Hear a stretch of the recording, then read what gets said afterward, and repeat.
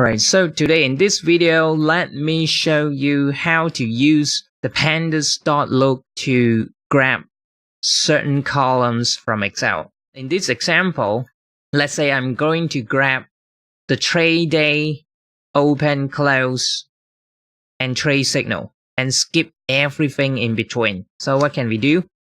Let's go back to our Python script in Sublime Text. We need the pandas package. So import pandas as PD. We need to read our Excel file. In this case, it's the test source example, which is sitting inside D drive to folder test source example. Define a variable that stores our location. I just called it data source. It equals to R and then a quote. I just put D drive to and then test source example.xlsx. Just make sure it works. Okay, let's do it. Control boy. Okay, good. And then we need to create a table. I just called it df for data frame equals to PD because we are using the pandas package. The function of the pandas package that we're using is read Excel, and it's reading from data source from this location. Let me print out df to see what we get. Control boy. So as you can see, it grabs everything from the Excel without sorting out the columns that we want. So we have the class, we have all these parameters here that you can see, data class, long win, something like that, which we don't need. So we are reading from row 7, right? Because we need to grab this table and not getting this stuff. So we go back to our script.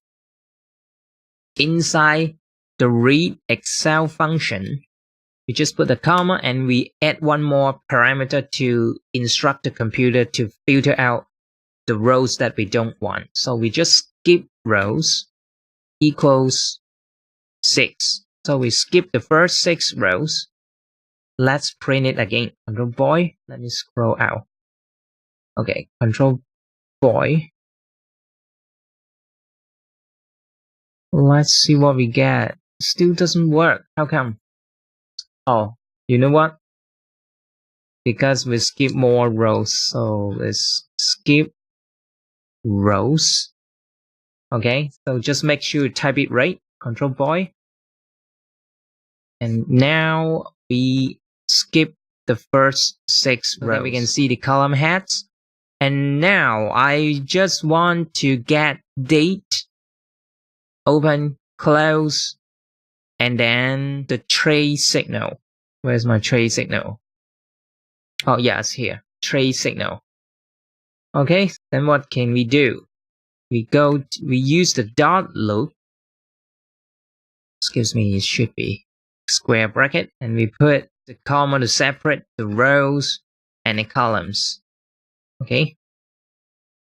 And since we are getting all the rows, we are using the colon to indicate all rows. So it means from the first rows, which is 0, to the end. But you don't need to type that on. You just need to use the shorthand colon to indicate all rows. And we are getting a set of columns, which is indicating all the columns. Column 1, column 2. Then we can type in the columns that we want. So we want, let's go. We want the trade day. We want the open. We want the close. Okay. So we want the trade day. We want open. We want close. And we want our trade signal. Trade signal. Okay. So let's put Control B. See what we get. So we have the trade day, open, close, and trade signal. And one thing to remind, the sequence that we are displaying the columns depends on how we type our columns here. Let's say if I put trade day at the back, then let me press Control Boy. Then trade day comes at the end of the columns. Usually I won't type that long because it's very confusing if I type something wrong here. So usually I'll just cut it, and then I just create a variable that stores all these columns. And then I go back to the data frame, and then I put calls, so that every time when I change the sequence, I know where to change. Just put trade day back, and then let me press Ctrl B to run.